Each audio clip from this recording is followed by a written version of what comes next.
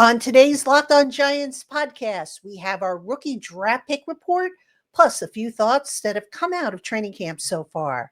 That's coming right next here on the Locked On Giants podcast.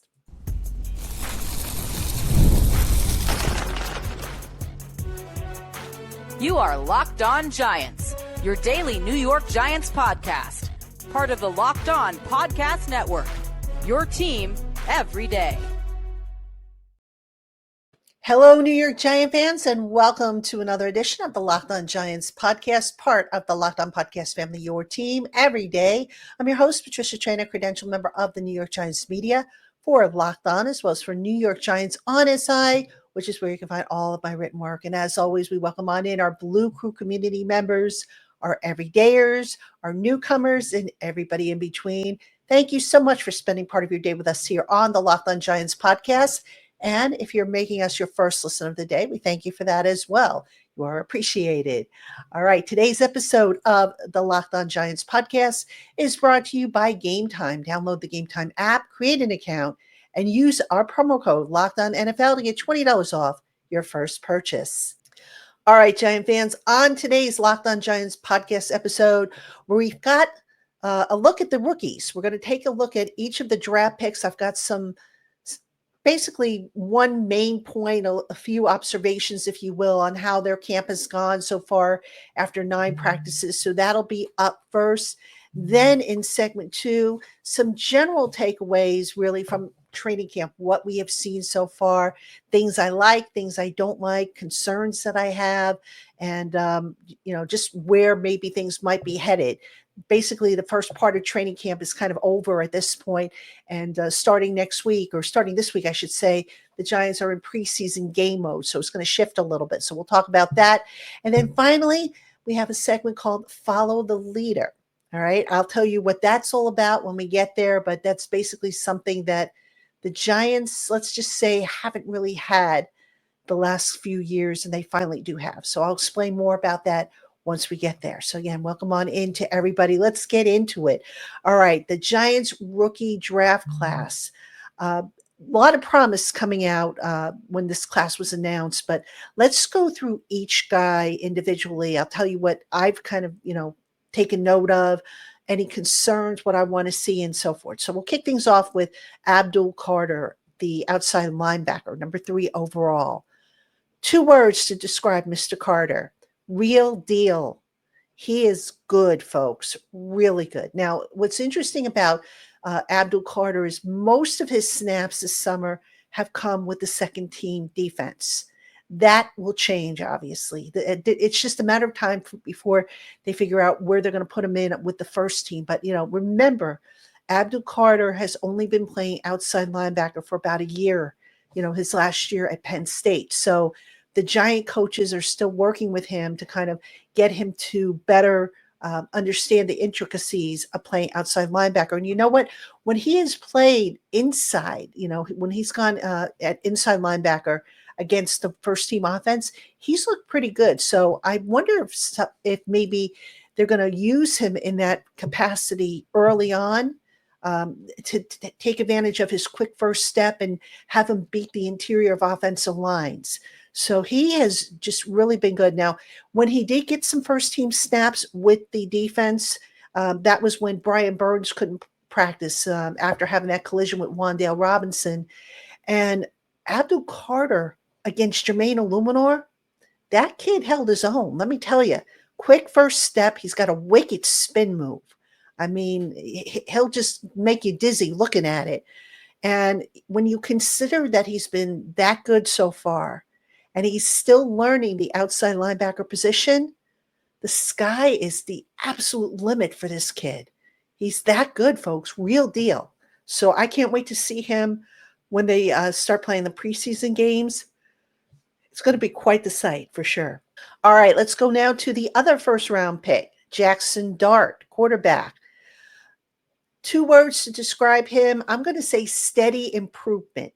Now, again, improvement is never linear. He's going to have some ups and he's going to have some downs. He had a little bit of a down day on Saturday with, making some of the throws and whatnot. But what I will say about him, what I've noticed, he's getting the ball out of his hand a lot quicker. And he's becoming more and more comfortable in this offense. And, he even said the other day something to the effect of, hey, we were running plays that I wasn't necessarily familiar with. And now I'm starting to become familiar with those plays. So he is doing a much better job of getting the ball out of his hands quicker. That was not the case sometimes in the spring. That was not the case early in the early part of training camp. So Jackson Dart, also not afraid to chuck the ball down the field. Now, some of the throws he's made probably shouldn't have made, but, that's what practice is for. You find out what throws you can make, what throws you can't make, and you learn from that. All right. And, the other day, I think it was Tuesday, that was the day that Brian Daboll turned off the radios and basically said to both the offense and the defense, call your own plays. And Jackson Dart was inserted at the quarterback for the Giants on offense. And even though they didn't bring home the drive, Daboll spoke about how he liked the kid's thought process. And that's kind of interesting to pay attention to because different quarterbacks have different levels of autonomy when it comes to, changing plays, calling plays, and so on and so forth. So, for example, Russell Wilson, being the veteran that he is, he's probably going to have very few, if any, restrictions when it comes to calling audibles or, changing things up a little bit. Whereas Jackson Dart, being a rookie, they might, keep him a little bit closer to the vest, so to speak. But Jackson Dart so far has done a really good job with learning that. I think we're going to see a lot of him in the preseason. My guess is we'll probably see more of him like in quarter 2 or the second half of games, because I do think the Giants this year are going to give the starters a little bit more work. Some starters, at any rate, give them a little more work than maybe what they've gotten in the past. So I'm looking forward to seeing Jackson Dart in a live game, because those live reps, there is absolutely no substitute for that. And I think they're very important. Okay, Darius Alexander, round 3, defensive tackle. I got to admit, I realize this kid's coming from a small school. All right. And he's got a lot to kind of learn at this level, but he's kind of been quiet, I think, this camp. Matter of fact, I'm going to go into it like in the next segment. The entire defensive line has actually kind of been quiet, save for Dexter Lawrence for those few opportunities that he has seen. But, with Darius Alexander, he's been in and out of the first team defense. And right now, it just seems like he's behind Rakeem Nunes-Roches, Roy Robertson-Harris, and Elijah Chapman. So a lot of work still to be done there. Now, to be fair, remember, Darius Alexander missed the spring with some kind of undisclosed ailment. So he's got some catching up to do. But you know what? He's got good athleticism, and I think he's going to become a very good pass rusher at this level. So still a lot more for him to show, but I think he's kind of in catch-up mode right now. All right, round 4, running back Cam Skattebo. He is an absolute ball of energy, okay? He has an attitude that basically screams, I will not be denied, or come and stop me if you dare. So I kind of like that bravado. Very good hands out of the backfield. It's like you get the ball within his area code and he will make the catch, all right? I've seen him make even some difficult catches, including that one the other day where he caught a ball that bounced off a teammate's helmet, and he caught it. He was out of bounds, but he still made the catch. So really, really good hands. The thing that I'm concerned about with Skattebo is his durability right now. Now, remember, at the end of the spring a few months ago, he missed the back half of the OTAs and the entire mandatory minicamp with a leg injury. Now, I don't know if it was a hamstring or a groin. I think it was a soft tissue issue. So I don't know exactly what it is, but guess what? After missing a couple days of practice this past week, he came back on Friday, got injured again, had a setback, as Brian Daboll called it. So now who knows how long he's going to be, right? If it's a hamstring, he could be looking at missing several days, because you cannot rush hamstrings. You just can't. And I think if he ends up missing preseason games, that's going to potentially set him back a little bit. So Cam Scatterbo, when he eventually does get in there, I'd like to see how he does with pass pro, because we really haven't seen a whole lot of that. I do like the game that he plays, the toughness, but that he's got to get over that injury hump. That is a huge, huge concern right now where he is concerned. All right, Marcus Bowe, round 5, offensive lineman. Now, Bowe has been working both at left tackle and right tackle with the twos. He's looked pretty good. I don't know if he's necessarily at the point now where he can maybe challenge for the swing tackle role. I think he probably needs a little bit of development, but I got to tell you, he has looked pretty good, all things considered. Quick, good setup, keeps his pad level low. There's a lot to like about this kid, and I think he's going to ultimately be a good one. Whether he gets to play this year, I don't know, but there's promise there for sure. All right, Thomas Fidone, the second, round 7, tight end. He is a very intense player who's kind of hard on himself when he makes a mistake.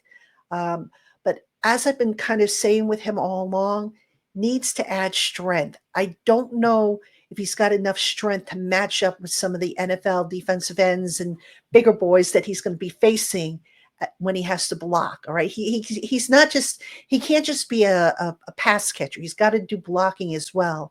I don't know if he has that strength just yet to be a contributor in that regard, or to at least beat out Chris Manhertz, who is the incumbent blocker, if you will. The other thing with Fidone, he didn't really play special teams in college, partially because of all the injuries he dealt with. He's learning that now. Now, the thing with Fidone, he did not practice on Saturday.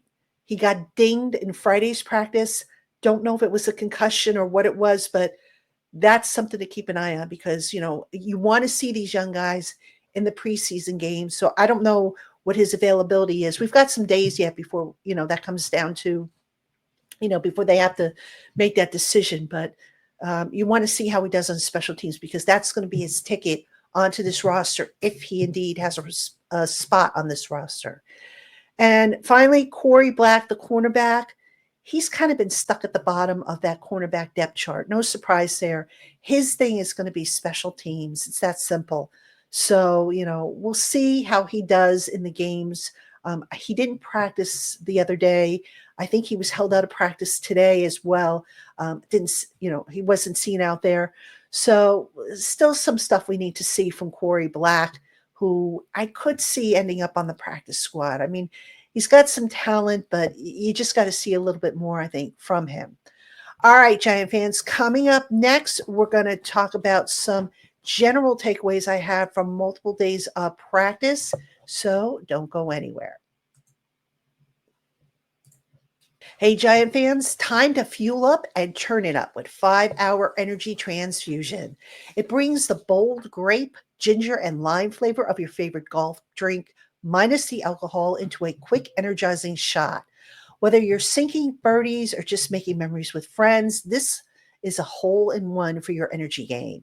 Let's be honest. You know that there are some days that no matter what you're doing, you just need that extra boost to stay sharp and energized. The grape, ginger, lime flavor gives you the best parts of your clubhouse go-to without chasing down the beverage cart. And right now through September 30th, when you use my promo code LOCKEDONGOLF at 5hourenergy.com, again, that's the number 5hourenergy.com, you will receive 20% off on one order. Again, this offer is only valid until September 30th on one order and cannot be used with other promotions, nor is it valid for subscription orders. That promo code again is LOCKEDONGOLF, and that website is 5hourenergy.com. All right, Giant fans, welcome back to Locked On Giants. I'm your host, Patricia Traina, and we've got 5 days a week, or maybe in this case, it's going to be 6 this week, because the Giants do have a preseason game on Saturday. So I will, of course, have a breakdown of that game after it is played, the highs, lows, who stood out, who didn't, and all that. As far as like game planning and stuff, don't expect much there because it's going to be vanilla. But it's a form of football, so we are getting so close to the actual thing, and I'm excited, and I hope you are as well.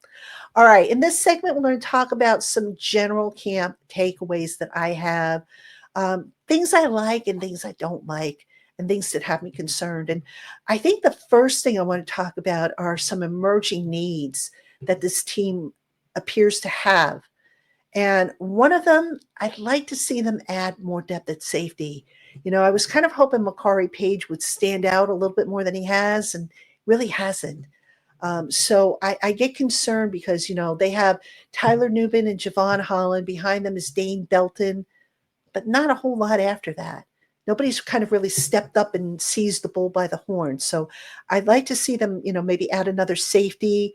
Punt gunner is going to be a position. I know they signed Gunnar Olszewski, but I'm not really sure he's the ideal candidate to replace Bryce Ford Wheaton as a punt gunner. So I do think they'll kind of keep an eye out for that as well, especially once the cuts start being made. The defensive line, I alluded to this in the last segment, but let me go into it a little bit more. Other than for Dexter Lawrence, particularly in the one-on-ones and whatnot, it's been very meh, for lack of a better term. I mean, guys are not getting off blocks very often. And, look, Rakeem Nunez-Roches is the incumbent right now. And he wasn't really that great last year, which is why they went and they upgraded. But right now, I would say he's holding on to it because guys, look, in the pass rush, run game, you've got to get off your blocks. And we're not seeing enough of that on the defensive line. So we'll see if that gets better as the rest of the summer goes on. But that's a very early concern I have, because when it's Dexter Lawrence and everybody else, and Dexter doesn't have the help that he needs because guys aren't able to get off their blocks, that's a problem. Okay. Got to throw kudos to head coach Brian Daboll, because he listened to something that I actually wrote over on New York Giants on SI, and that is accountability. Now, look, I get it. Coach Daboll does hold guys accountable, but one of the things I had talked about leading into training camp, things that I wanted to see done, was to hold guys accountable in public if they made a mistake. And I'm not talking about an honest mistake. I'm talking specifically about pre-snap penalties. And we have seen quite a lot of them in the last few practices. Now, on Saturday, that number shrunk a little bit. It actually started to shrink on Friday. But what Daboll has been doing that I like is that he's pulling guys out if they commit a pre-snap penalty. The Giants have been absolutely horrible in that area in terms of pre-snap penalties. They are not good enough as of right now to overcome when they set themselves back, particularly on offense. So, I don't remember the breakdown, but I know last year they had 41 stalled drives as a result of penalties. And they were above league average in, I want to say, 3 of the 4 pre-snap penalty categories. So that has got to be cleaned up. They're making progress in that area, but you want to get those down to 1 per game, if that many, preferably none. Because look, it's all a matter of discipline. And if you're not disciplined, if you're not hearing the snap count, you don't know the snap count, whatever the case may be, that's a problem. Okay, let's talk about cornerback 2. Now, Cordell Flott, good player, but he gets injured quite a bit. I mean, for as long as I can remember, Cordell Flott ends up dealing with some kind of injury in the summer. So as you know, he's been in competition with Deonte Banks for cornerback 2. And Deonte Banks, I talked about it, I think, the other day when, he committed a couple of pass interference plays where he didn't even turn around, didn't even look to see, that the receiver was slowing down and starting to look for the ball. And Banks just, kind of kept his eyes on the receiver as opposed to turning his head around looking for the ball. Well, guess what, folks? He is getting better at that. He is now turning his head around, looking for the ball. That's going to help him tremendously. So kudos to Deonte Banks, because obviously he got coached up on that and he's listening. And it's going to make a big difference in his game. All right. I've noticed throughout the practices fewer concentration drops by the receivers. The concentration drops often come when the receiver catches the ball and then, or actually, I should say, when the ball is kind of coming to them and they're already thinking about, okay, how am I going to pick up yardage? So that's part of the problem with the concentration drops. Haven't seen a whole lot of those in camp, so that's a good thing. And then finally, I got to give you a guy who has been quietly having a really, really good camp, in my opinion, and who might just be the most improved player from last year's rookie class. And that's slot cornerback Drew Phillips. Drew Phillips, he's playing a lot quicker, a lot more confident. He spoke about the LASIK surgery that he had in the offseason to help improve his vision. He talked about how, prior to having that, he was practically blind, couldn't see balls in flight and whatnot. Well, he is balling out this summer. I don't think he's gotten enough credit or enough mention of that, but Drew Phillips has been doing a really good job, and I'm really excited to see what his limit is. I don't think he has a limit. I think he could be one of the best slot cornerbacks in the NFL this season. All right, Giant fans, coming up next, follow the leader. I'll tell you more about it right after this. Hey, Giant fans, we've all been there, logging on early and waiting forever for concert tickets to go on sale, only to lose your spot for a show that you've been dying to see. Live music should be about making memories, not dealing with the stress of ticket shopping. That's where Game Time comes in. Game Time makes getting concert tickets faster and easier than ever. Prices actually drop as it gets closer to showtime, and you can save up to 60% off with their killer last-minute deals. Ever wonder what your view will actually look like before you buy? The app shows you a panoramic seat view so that there are no surprises. With Game Time, the price you see is the price you'll pay. There are no hidden fees. Worried about what happens if plans change? The Game Time Guarantee has your back with a cancellation protection policy and a lot more. So go on and take the guesswork out of buying concert and show tickets with Game Time. Download the Game Time app, create an account, and use the promo code LOCKEDONNFL for $20 off your first purchase. Terms apply. Again, create an account and redeem the promo code LOCKEDONNFL to get $20 off your first purchase. Download Game Time today. Last minute tickets, lowest prices, guaranteed. All right, Giant fans, welcome back to Locked On Giants. I'm your host, Patricia Traina. And in this segment titled Follow the Leader, I'm going to talk about something that, I go back and I look at last year's roster and the makeup of the roster and what was missing from that roster besides, the obvious quarterback play and a few other things. And a big thing that I think was missing that I don't think gets talked about a whole lot is that the Giants didn't have veteran leadership at every single position unit. Now, they had veterans at every single position unit, but there's a difference between being a veteran and being a veteran leader. All right, so what do I mean by that? Let's start with the cornerback position, for example. The Giants brought back Adoree Jackson to be the veteran in the group when the injuries started and whatnot, and to kind of, show the young guys the way. Well, Adoree really wasn't that much of a leader.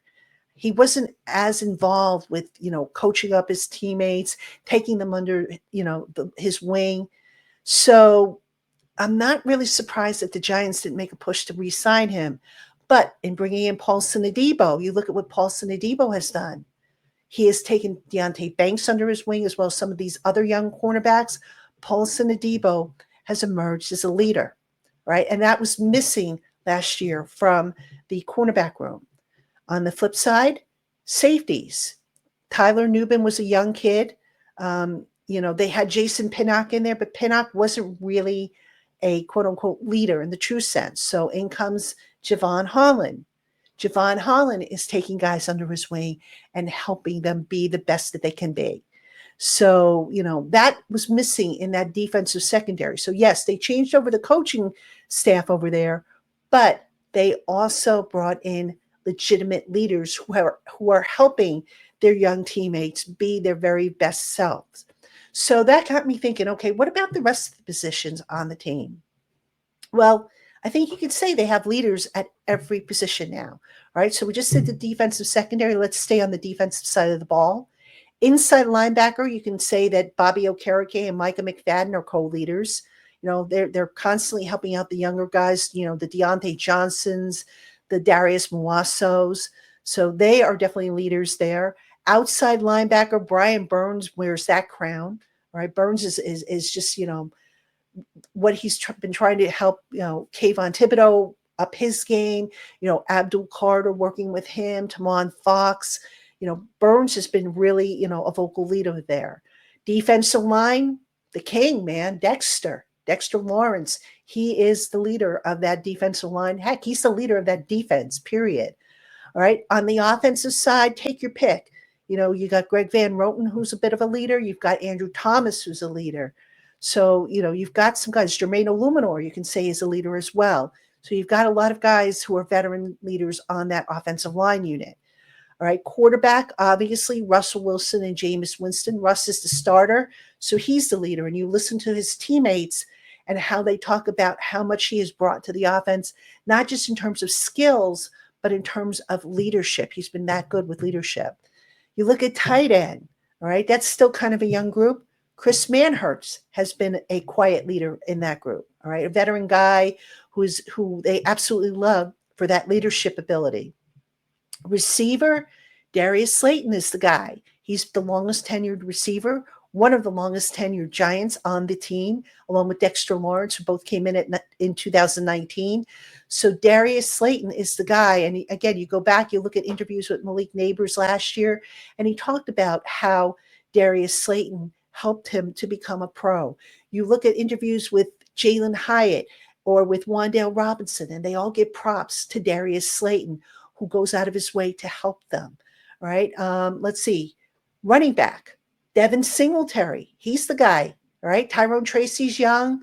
Cam Scadaboo was a rookie. They've got youth back there. Devin Singletary, I laugh when people say, oh, they should trade Devin Singletary. He's the leader that they have. And, he has made a difference for Tyrone Tracy. Again, you asked Tyrone about Devin Singletary and the effect that he has had on him, and it's glowing. So again, for the very first time, I think in a few years, the Giants have true leadership at every position unit. Now, will that mean that they're going to be better at every position unit?